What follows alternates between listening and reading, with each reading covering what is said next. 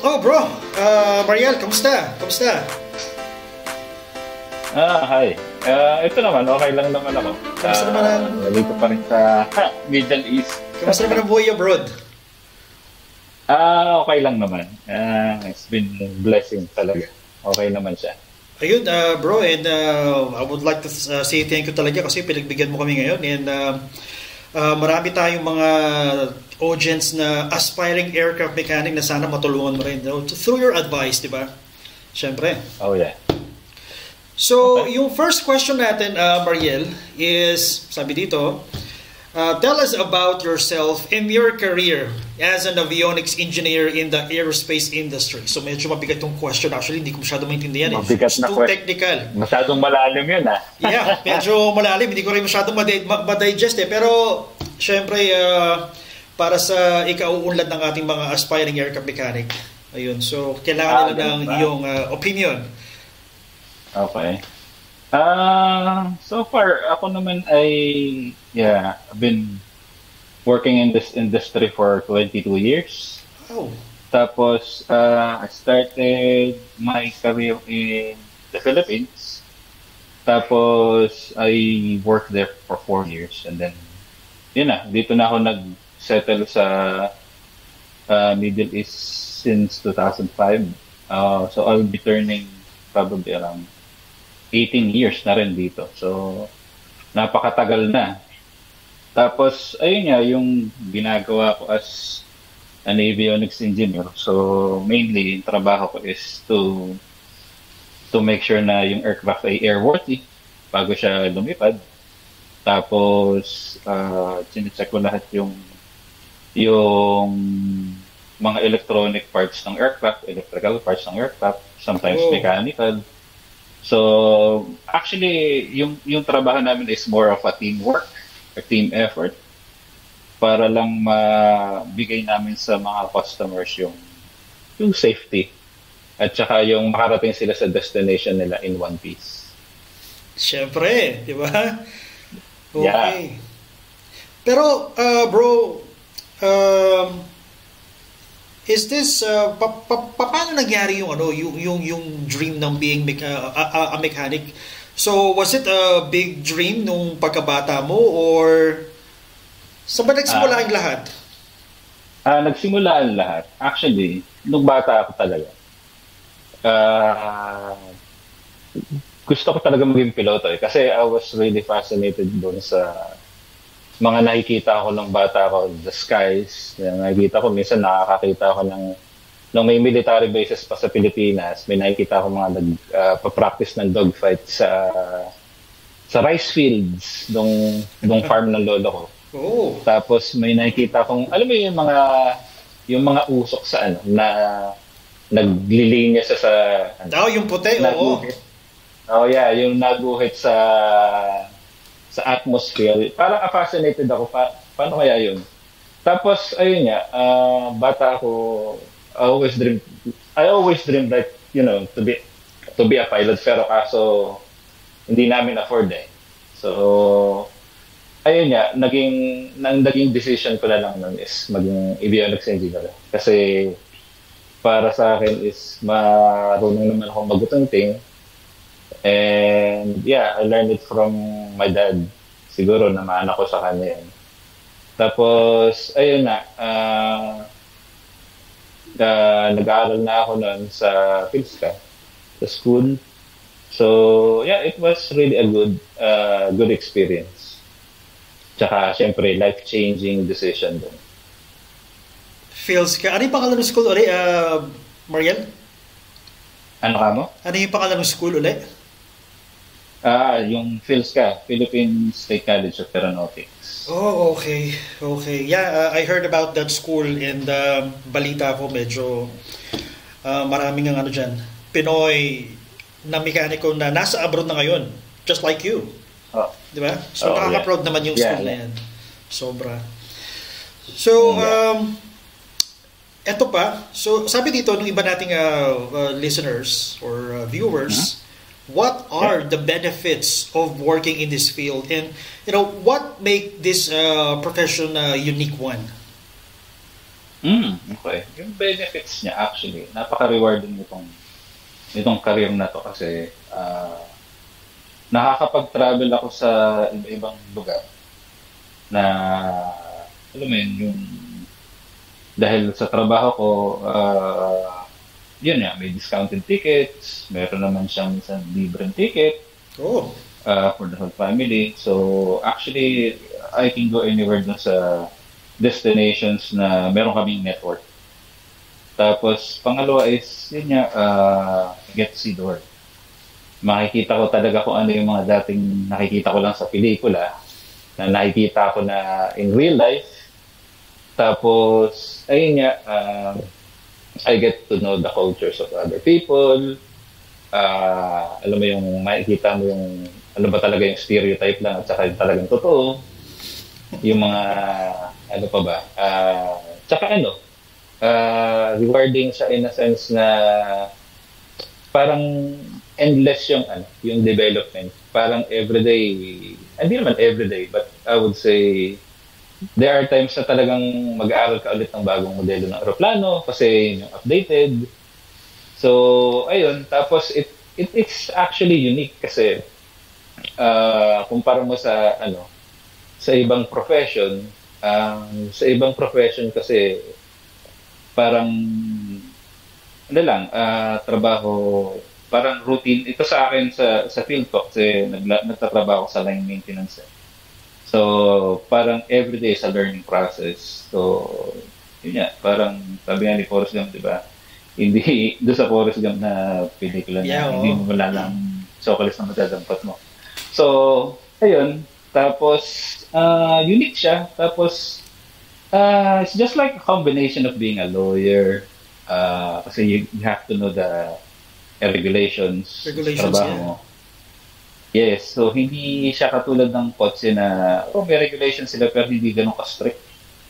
Tapos, kailangan talagang napaka-airworthy ng aeroplano bago mo siya i-release. Tapos, syempre, you get to meet different kinds of people, mga celebrity din minsan. Yun yung rewarding doon sa job na to. Minsan may makikita kang mga celebrity. Minsan, kagaya ng mga katrabaho, minsan nakita nila Aerosmith yun, mga ganun. Wow, Aerosmith! Tapos, yes.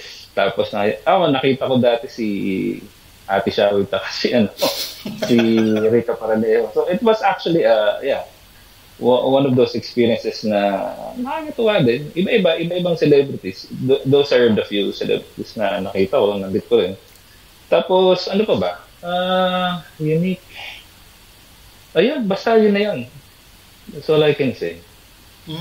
Okay, so parang super exciting naman. So, ano ba yung line maintenance? Meron pa bang ibang pinapwestuhan ng mekaniko bukod sa linya? Ano ba yung sinasabing line maintenance?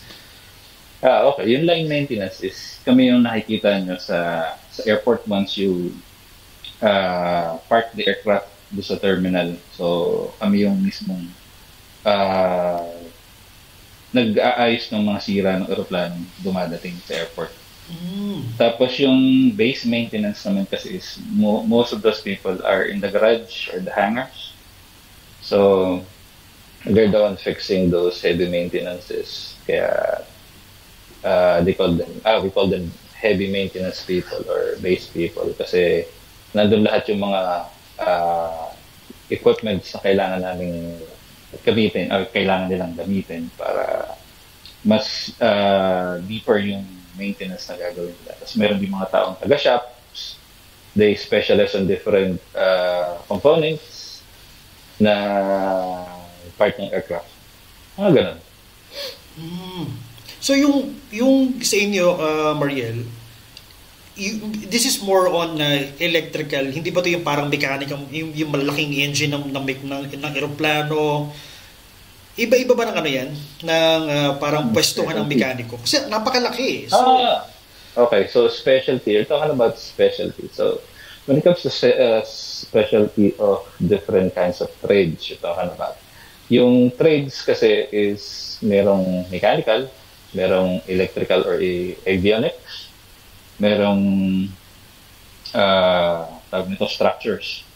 So, may kanya-kanya kami specialty. Parang doktor din kami. Kumbaga, doktor kami ng aeroplano. So, parang sa tao, may cardiologist, merong gastroenterologist, mga ganun. So, para sa akin, avionics, ang trabaho ko mainly is more on electronics, more on electricals ng aeroplano. Pero sometimes, nagtatrabaho din kami sa airframe, sa makina ng aeroplano. Kasi may mga electronic components din doon. Nagre-repair kami ng alambre, nagmo-modify kami ng mga ano-ano. Computers, nagpapalit kami ng computers, program, software, mga ganun. Okay, so kasi na-experience ko once, nakasakay ako ng aeroplano, nagpunta kami ng pamilya ko ng Hong Kong eh. So pag sakay namin sa aeroplano, may mga nakatambay na parang naka-reflectorized na damit eh. Best. Yung PPE na tawag. So yun Personal kayo. protection. Mga ganon. Yeah. Well, not all of those are maintenance and engineering staff. Some of them, they're ground staff as well. Pero part yun ng ng safety ng airport personnel na you have to wear those kind of equipments or those kind of clothing. Kasi para ma-identify na nandun ka. Pero yeah, mainly pag nakita mo yung taong nagma-marshal ng eroplano, yung may wand na nasa dalawang kamay, yon maintenance person yan. Tapos may mga tawag nito, yung sasakyan kami na talagang designated for maintenance work. Okay, so now I know. Thank you for that info, Mariel. Wow. So we have another question, Mariel. Sabi dito, how are those aspirations or dreams evolve throughout their life? So medyo, I don't know, medyo may pagka-personal question to. But if you don't want to answer the question, Mariel, that's fine. But of course, kung gusto mong sagutin yung question, mas maganda, di ba? Mas ma-enlighten yung ating mga viewers. I really don't mind to answer that question. Kasi yung aspiration ko nun, throughout life para ma-achieve ko itong goal na to is, yun nga, gusto ko talagang maging better yung sarili ko. Yun yung aspiration ko. Tsaka siyempre, gusto ko rin makapag-travel ng time na yan. Tsaka, I just want to know how it feels like to be in the air. Ewan ko, yun talaga yung dream ko nung bata ko eh. Tapos, ayun nga, since hindi nga namin kayang i-afford yung yung tuition fee as a pilot kasi napakamahal talaga magpaaral back in the days. Tapos, ayun nga, yung kaya lang namin is, yun nga, yung kurso na yun, which is, be an avionics engineer. So, ayun, nakakatuwa lang kasi parang, yun yung nag-drive sa akin para ma-inspire ako. So, Mariel, when you say mahal, magkano ba pinag-uusapan natin pagka gusto natin magpiloto? Sa ngayon, hindi ko na alam. Pero usually, kada lipad mo na, mabayaran mo yun. I'm not really particular with the pilot thing. Pero as far as I know, bukod pa yung tuition fee mo, bukod pa yung flying fee mo, bukod pa yung flying hours mo, kailangan bubunuin yun. Merong private pilot, meron pang multi-engine ba yun? Hindi ko maalala eh. Basta I'm not really actually particular with that. So parang level din siya, no? Yeah. Tapos meron pang transport category. Alam mo yun. So kailangan may bubunuin kang oras eh, as far as I know. Maybe I'm wrong, maybe I'm right. Pero ayun, basta yun ang pagkaalam ko. Siya ko nga pala, Mariel, gusto ko rin pala may tanong. Di ba, pagkakalam ko, yung malaking aeroplano, like, hindi ko kasi alam kung ano yung Boeing tsaka Airbus, eh, mukha naman sila pare-pareho eh. Pero, my question is, pagkakalam ko, syempre lahat yan electrically operated na. So, ganun pa kalaki yung sakop ng trabaho mo as an engineer? Malaki rin naman siya. Let's get back to the question mo na ano yung pinagkaiba ng Boeing at saka ng Airbus. Oo nga eh. Yung Boeing is actually an America. Let me give you a background. Yung Boeing is actually an aircraft manufactured in the States. Napaka-durable niya talagang aeroplano. And it's been, it's been known for how many decades na nagsaserve sa industry yung Boeing. Hindi lang tawag nito civil aircraft, pati military aircraft meron din sila. Boeing. So mostly yun yung 747, which is known to be the first double-decker aircraft. Sila ang gumawa ng Boeing. Tapos ayun, yung Airbus naman is mainly European aircraft, European made. Tapos it's manufactured by different European countries, including UK at Germany. Tapos sila yung known to have, I think, maybe I'm wrong, pero they're known for the first aircraft to fly with fly-by-wire, I think, if I'm not mistaken. Tapos, ayun nga, when it comes to fly-by-wire, you're talking about earlier. Yung fly-by-wire kasi is, hindi ka na gumagamit ng cables sa aircraft. Hindi ka tulad ng araw na cable runs pa yung para magalaw mo yung flight controls ng aircraft.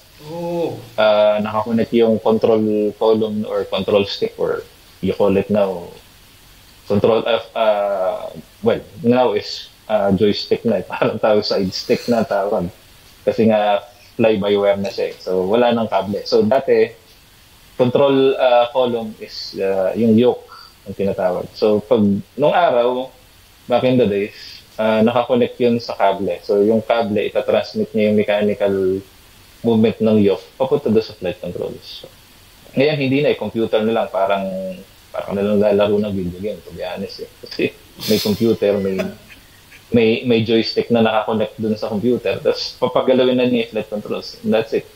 Well, through hydraulic surgery. So parang siya, talagang electronically lahat na talaga operated? Yes, right now, yeah, electronically and electrically operated. So ayun, masyadong technical actually, baka maburo yung mga audience mo pag discuss ko ito, ang haba nito. Pero that's the way it is. That's how I simplify it.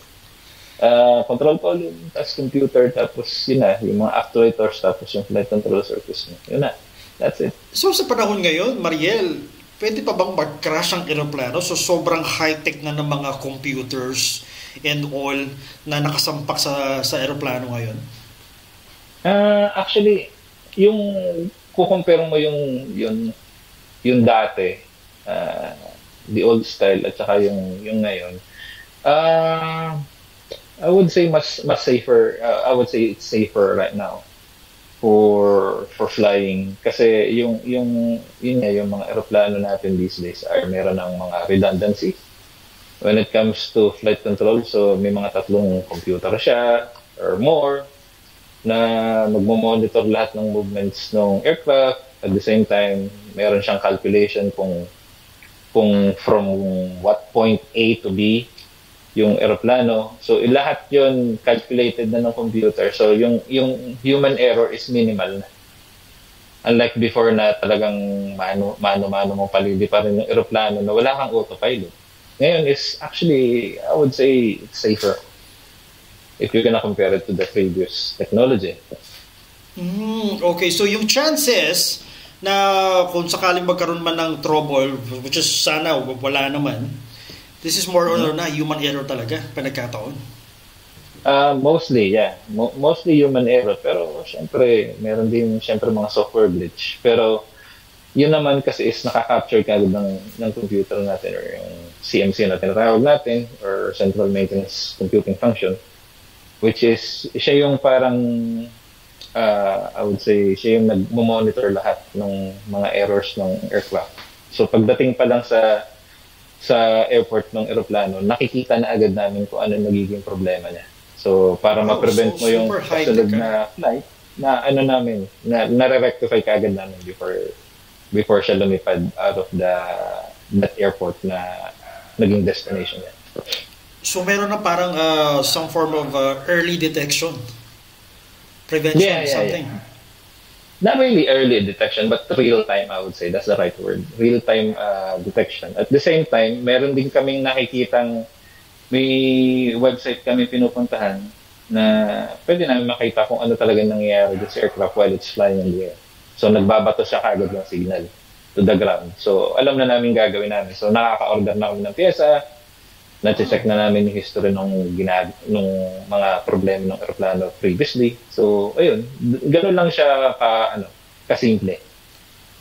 So super, parang hindi kasi real time is super high tech na nung ano na yan. Kung ano mong technology meron ngayon sa aviation ngayon, pero it's really good that we have this kind of technology because it increases yung safetyness natin sa paglipad, di ba? Yeah. So, katulad mo, Mariel, since medyo batikan ka na sa larangan na to, syempre meron tayong mga pinanggagalingan ng ating mga parang skills or mentors.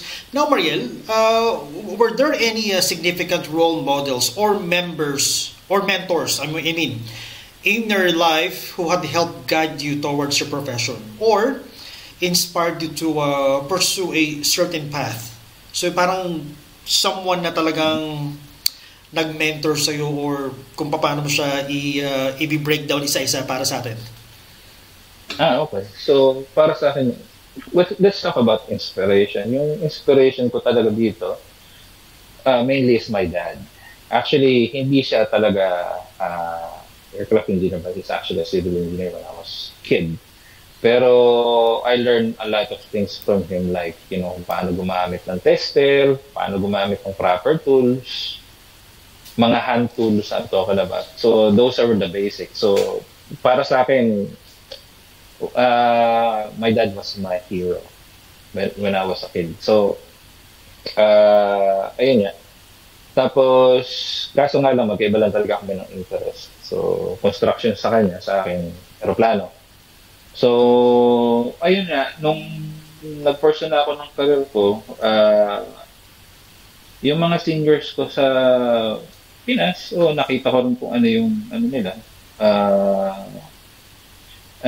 parang in-idolize ko yung ibang mga senior ko eh. Kaya ako, tapos syempre, yung mga nagturo sa akin, syempre, salamat ako sa kanila. Pati yung boss ko ditong British dati, actually wala na siya dito sa trabaho ko ngayon. Pero before siya nag-retire, ayun, bago pa ako pumasok, kasi pumasok ako dito as mekaniko bago ako naging engineer. So, marami akong natutunan sa kanya, as in talagang mga tricks of the trade, na talagang sinabi niya sa akin nung dati na kung mekaniko ka lang, parang kailangan mag-strive harder ka pa para maging marketable ka. There's nothing wrong to be a mechanic. Pero syempre, kung pwede mo i-upgrade yung sarili mo, mas mabuti. At saka siya rin na nagturo sa akin na kumuha ng mga licenses na kailangan kong gawin para kailangan kong makuha para ma-upgrade ko yung sarili ko. Kumbaga, parang video game lang yan. Kailangan mo mag-level up. Kailangan itaas mo yung level capacity mo. Hindi yung ganun lang. Pero there's nothing wrong to be a mechanic. Kung masaya ka na sa mga ganung bagay, okay lang naman. And you're happy what you're doing. That's the most important thing to do. Yes, I agree. Yeah, that's what matters. Kung talagang masaya ka. Yes, exactly. Pero bro, kung sino man yung mga mentors mo, you can shout out kung sino man sila. Kung andyan pa sila, kung kasama pa natin, hopefully andyan pa sila kasama natin. Pero syempre, kung wala na sila, syempre andyan ka naman, di ba? So ikaw na yung parang pinaka ganun ba? Shout out. Ewan kung manunood sila na. Hindi ko alam eh. Pero para sa akin, yung boss ko dati, si Mario Salanga, okay siya. Tapos si Donato Baldovino, mga senior ko dati. Tapos dito, yun nga, si Russell, saka sino ko ba? Si William, yung boss ko na Scottish, okay yun. Panalo yun. Yun, shoutout sa kanila. So, kundi dahil sa kanila, walang Mariel na solid na experience, di ba? So, Mariel, we have another question here. Siyempre, I'm pretty much sure hindi naman lahat ng biyahe natin is a smooth sailing process, di ba? So, what are the biggest challenges you've faced growing up and how have they influenced your approach to life and work? Ganun ba? Siguro yung financial hardship ko nung bata ako. Ah, Yun yung one of the biggest challenge when I was growing up. Na siguro yun yung ayokong ma-experience ko ulit at ayokong ma-experience ng pamilya ko. Yung financial hardship. Tapos yung second of all is yung ayun nga, yung hindi ako nag-stand out kasi nung high school ako eh. Ewan ko ba, since high school talaga ako is at saka elementary, hindi ako nag-stand out eh. Hindi katulad nung elementary ako siguro, iba kasi yung environment eh. Siguro yung environment ko sa probinsya, hindi siya ganun para sa akin. Hindi siya para sa akin. Kaya nung lumipat ako sa Manila, na-enjoy ko talaga. As in talagang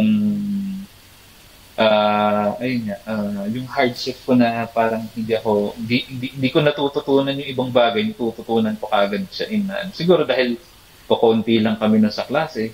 Unlike nung high school ako, elementary ako, 40 people or 40 students, which is, well, basically public school talaga ako eh. So, para sa akin, it's actually a norm nung nasa public eh. Tapos, ayun nga, parang mahirap ako makapikap ng bata ako. And then I realized how to do it or I learned how to do it or how to overcome it when I was in college. And yeah, nung nag-work na ako, ganun din. Ayun. Well, wala namang masama sa public school, di ba? Actually, There's nothing wrong. I'm on 40s right now eh. Kasi nag-public school din ako, yung inabutan kong public school dati is maayos naman din talaga. Ayoko mag-compare sa dati tsaka sa ngayon, pero sa napapansin ko ngayon, parang ibang-iba yung panahon. Is it same Mariel na panahon natin? Okay? Yeah, exactly. Feeling ko magkaidaran lang tayo, nasa 40s, di ba? Yeah. So, para pakiramdam ko, mas maganda pa rin yung public school nung time natin. Kasi talagang, parang andun yung aral, andun yung saya ng isang bata, di ba? Parang, yeah. Really Saka awesome. talagang i-squeeze mo talaga yung sarili mo to learn more. Basta iba eh. Siguro, para sa akin kasi is, wala rin naman siguro sa school yun eh. Para sa akin, nasa tao pa rin yun. Kahit pasabihin mo sa public school ka nag-aaral o kahit pasabihin mo sa isang prestigious school ka pa nag-aaral kung how do I compare it? It's just like driving a luxurious car versus just a normal just a casual car Toyota lang. o mga ganyan. Pero mas magaling mag-drive yung driver ng casual car kaysa dun sa prestigious car. So, mag-stand out talaga yung marunong magmaneho kaysa dun sa hindi. Exactly. Yes, it's always the driver. Yeah. Exactly. Paano naman Mariel yung so syempre, nakatalong ka na sa nakapasok ka na sa airline sa Pilipinas eh. What about yung challenges na nagsisimula ka sa Pilipinas and then yung mga challenges din nung pagtalon mo naman sa abroad? Syempre, that's a complete I would say culture shock siguro kasi 'di ba from Philippines tumalong ka ng Middle East eh. So paano yung adjustment, yung changes na ginawa mo nung time na yun? Actually, kung yung mga challenges, let's talk about the challenges back in the Philippines. Siguro napakaswerte ko lang nung time na yun kasi ang dami nag-resign. Daming pumunta ng abroad nung time na yun. So, nagkaroon ng vacancy. So, it's a matter of luck. So, ang dami namin nakapasok nung time na yun. Though wala talaga akong kakilala nun sa Pinas nun sa trabaho ko. Kasi ako lang yung nagsimula sa industry na to sa family namin. So, ayan. Tapos, ayun nga, syempre, kasama ko talagang iba-iba talaga ng ugali, iba-iba talaga ng point of view. So, ayun. Iba kasi yung bata ka pa at saka yung pag nag-mature ka na eh. So, syempre, medyo kakaiba talaga. Pero, you get to learn something out of it. Tapos yung pagdating ko sa abroad, yung kung sasabihin mo yung challenges or yung yung mga bagay na na-encounter ko dito bago ko na-overcome yun is, yun nga, may mga culture shock. Tapos syempre, iba yung pagkain dito, iba yung way of life ng mga tao dito, napakainit, tapos may language barrier pa, magkakaiba pa kayo ng lahi. So, pero na-overcome ko naman yan throughout time. Ilang taon na ako dito, so parang I belong here na. Parang ganun. Feel at home. Yeah. Siyempre, kailangan you get along with different people, different. Saka basta lang, you know how to respect religion, beliefs, at saka yung ideals ng bawat tao. You don't clash with those things. Yes, of course. Especially religion. That's another... Yeah, religion. Walang katapusang argumento yan eh. Yeah, exactly. So, anything that I don't want to talk about is religion. At saka yung politics. Politics, yes. Yeah, so, wala magsusurrender dyan eh. Yeah, exactly. Pero Mariel, going back sa Pilipinas, naka-experience ka ba ng parang discrimination or pambubuli ng mga seniors, from the Philippines hanggang pagtalon mo ng abroad? And how did you, paano ka nag-respond dun sa paano ka, okay. Yeah, well actually, normal naman yun. Hindi mawawala yung kahit sang kumpanya ka dumating or sang kang kumpanya nag-join or pumasok. Even small organizations back home, iba talaga at saka dito. So, ayun nga, may time na minsan mabubuli ka talaga kasi bago ka. So, syempre, you're the underdog. Syempre, tingin nila sa sarili na is they're dominating. Pero, syempre, how I deal with it is I make it as a challenge. Not only for them and to myself also. Na I need to be better. I need to show them that I can do the job also. But not to the expense na i-jeopardize ko yung health ko or yung safety ko. Siyempre, those are one of the most important things that I keep in mind. At saka isa pa is how you introduce yourself at saka yung impression ng ibang tao sa'yo. Na you have to earn their respect as well. I do believe that siyempre hindi mo naman makukuha ang respeto ng ibang tao until you earn it, di ba? Until you show them that you are part of the group. Tapos, ayun nga, kung mga ganung bagay na hirap talagang makapakisamahan yung ibang tao, try to be civil. It's just normal, right? May mga tao talagang ganun eh. Pero, may mga tao talagang mahirap pakisamahan. Pero, if you get to know them, I wouldn't say they're that really bad. Siguro may mga pinagdadaanan lang sa buhay. Siguro, yes. Yan talaga yung upbringing nila. Pero, on the other side of the coin, they're nice people. So, may mga soft side din naman lahat ng tao. And I do believe that. So, this includes mga na-encounter mo na challenges sa abroad?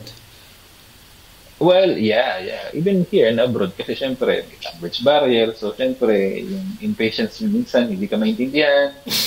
May mga ganon. Kahit ako, actually, nung dumating ako dito, hindi talaga ako fluent from English. Kasi nga, syempre, sa atin, sa Pilipinas is,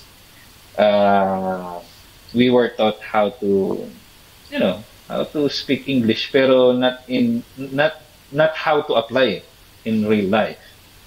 Kasi dito ko na lang natutunan. Kumbaga parang sa tinuruan ka ng sundalo ka, parang gano'n, parang sundalo ka na tinuruan ka ng basic training, pero hindi tinuruan ka bumaril or pumatay ng kalaban mo. Pero in real life situation, hindi mo siya magamit kasi hindi mo alam kung paano i-apply. Parang ganito din dito. So, yung mga natutunan ko sa eskwelahan, mostly, actually, yung iba natutunan ko, pero iba, limot ko na kasi yung iba, theory lang eh. Pero, yung iba talaga, matututunan mo talaga, or I would say mostly, matututunan mo sa real life yung ibang mga bagay-bagay.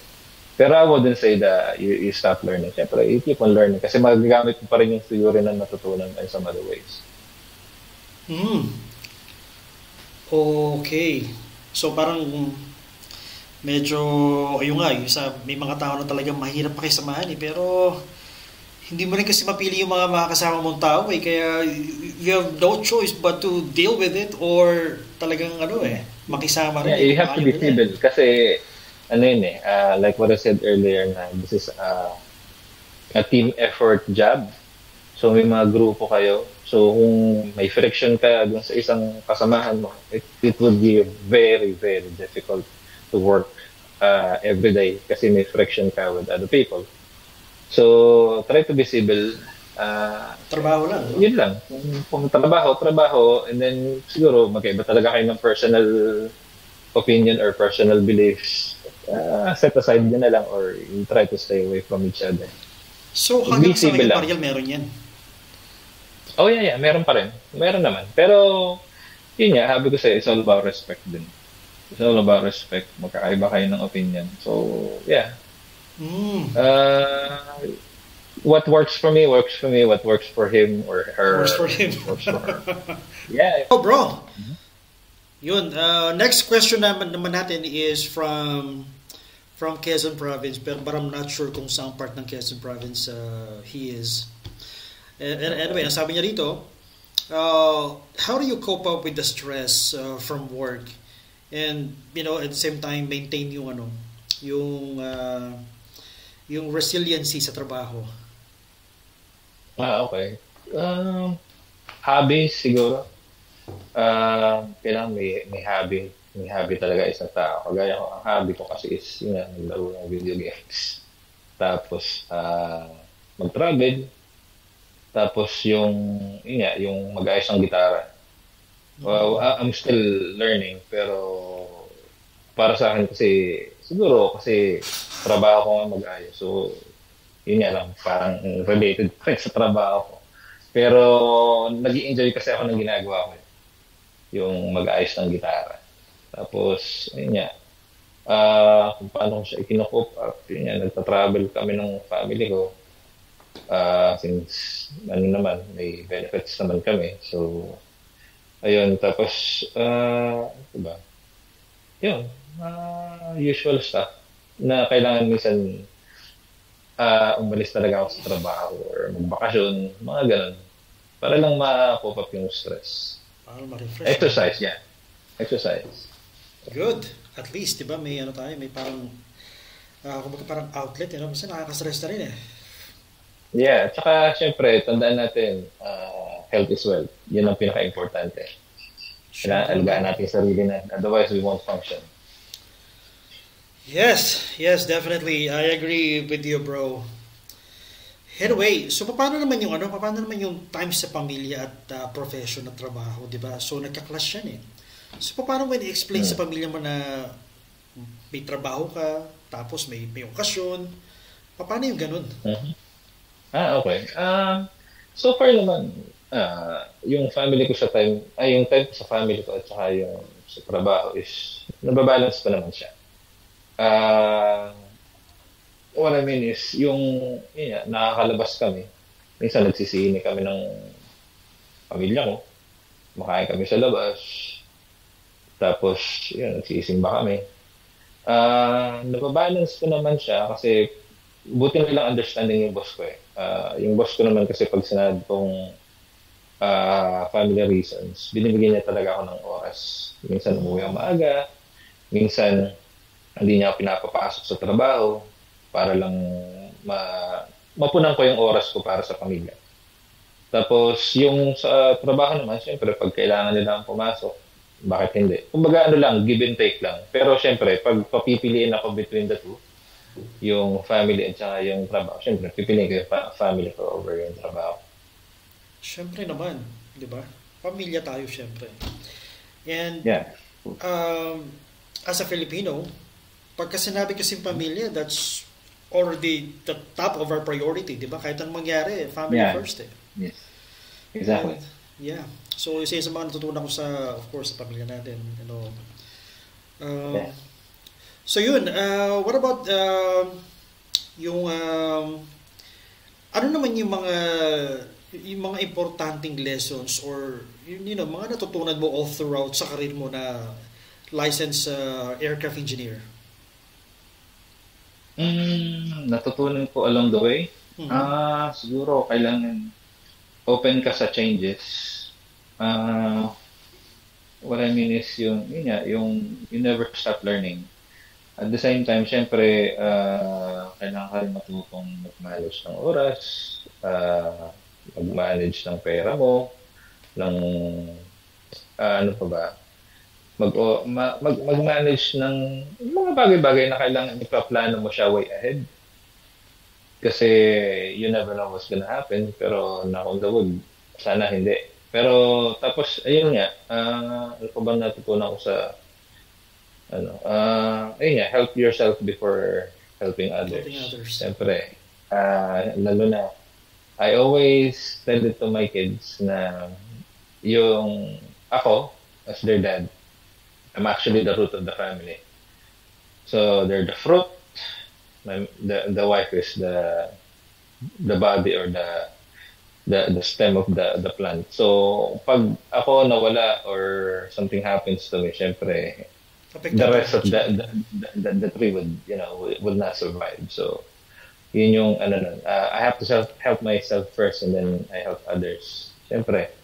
Tapos siyempre, you maintain a good relationship with other people. Yun yung importanteng one of the most important things that I learned in life and also at work. Na yun nga, like what I said, yung friction, siyempre kailangan wala kang friction sa trabaho. Tapos what else? Ano bang natutunan ko sa buhay? Yun nga, yung, yun nga, yung mag-upgrade actually is, kailangan mag-i-invest ka ng oras. Oras is actually one of the most, I would say that's the most expensive commodity. Or I would say it's the most expensive thing in this planet, yung oras. Yes, of course. Yung Time. oras, Time is mas gold. mahal pa siya kaysa sa pera. Yung pera, may ibalik mo yun, pero yung oras, hindi na. Time machine. Tapos, if you can build a time machine, why not? Pero as of now, yeah, yung oras is one of the most expensive commodity. Tapos yung mag-invest ka para sa sarili mo, para hindi ka nagdo-double triple ng trabaho, syempre kailangan mag-upgrade ka ng skills or ng qualifications para hindi mo uubusin yung oras mo magtrabaho. Unlike pagka yung na-upgrade ka, syempre, yung oras mong magtrabaho ng triple, magiging isang oras na lang. Kasi kaya mo sahurin yun ng isang oras lang. Instead of magtrabaho ka ng 3 oras. Parang ganun. Very nice. Nice. Mhm. So, by the way, now, bro, nasa last question na tayo. And ito na siguro yung inaantay nilang question. So, what are the tips or advice na pwede mong ma-share sa mga aspiring natin? Aircraft mechanic, Filipino aircraft mechanics of the future. Okay. So, yun nga, never stop learning. Tapos, kailangan kung makuha niyo yung mga qualifications na kailangan niyo. Kasi ngayon, yung skill is actually part of your growth. Pero syempre, skill alone won't lead you anywhere. I would say you have to have qualification as well. So kailangan tandem silang dalawa. Yung skill, experience, at saka yung qualifications mo. So, yun. Kuha ka ng qualifications, mag-aaral ka, tapos ayun nga, work smart, pero syempre, hindi naman masyadong tamad. Parang i-challenge mo rin yung sarili mo na if you try to dodge those difficult jobs, syempre, hindi ka matututo. You won't gain that experience. That's the most important thing na, one of the most important thing na kailangan mong ma-attain or ma-gain. Tapos yun nga, try to get out of your comfort zone para you learn new things. Trust mo, talagang okay talaga siya. Yung malis ka minsan, paminsan-minsan alis ka muna sa comfort zone mo, may matututunan ka talaga. So if you're not happy with what you're doing, also you can always try something new. Maybe hindi talaga para sa iyo yun. We all have our own timeline. Pero syempre, if you have the time to learn it as early as you can, mas mabuti. Para later on, nagre-relax ka na lang. Tapos be financially literate. Importante yun. Kasi para makapag-invest ka pa lalo sa sarili. Kasi pag financially broke ka, hindi ka makakapag-aral, hindi ka makakapag-travel kung saan mo kailangan pumunta para ma-achieve mo yung gusto mo. Tapos, ano pa ba? Basta, importante din is mag-invest ka sa time, pera, at saka yung qualifications mo, experiences. Tapos, alagaan mo yung sarili mo. Siyempre, health is wealth. Napaka-importante nun. Tapos, ayun nga, mag-travel ka rin minsan-minsan. Napaka-importante na nakikita mo yung iba't ibang aspects ng buhay, not only in your backyard, but, some other places. Hindi lang basta-basta doon sa, like what I said, yung comfort zone mo. Happy ka na lang doon sa ganung buhay, pero may makikita ka along the way. Maganda yun, para lalo kang mag-develop. Yun lang. Okay. Bro, matanong ka rin lang pala. So, kamusta naman yung mga kababayan natin na andyan din sa abroad? Meron ba tayong kababayan na medyo naliligaw ng landas or lahat naman talaga family oriented or kamusta ba yung mga kababayan natin dyan? Mostly okay naman. Mostly okay naman yung mga tao dito. They make a living out of what they do. Pero syempre, hindi rin makawala yung mga pasaway, syempre. Pero that's the way it is eh. Ganun talaga ang buhay. So meron pa rin. Yeah. Pero syempre, majority pa rin yung okay. Majority pa rin yung mga okay na kabayan talaga. Yun. Okay. Salamat bro. So guys, again, our Pinoy Maverick for today, licensed aircraft engineer, Mariel. Thank you so much, bro. Thank you so much. Salamat, man.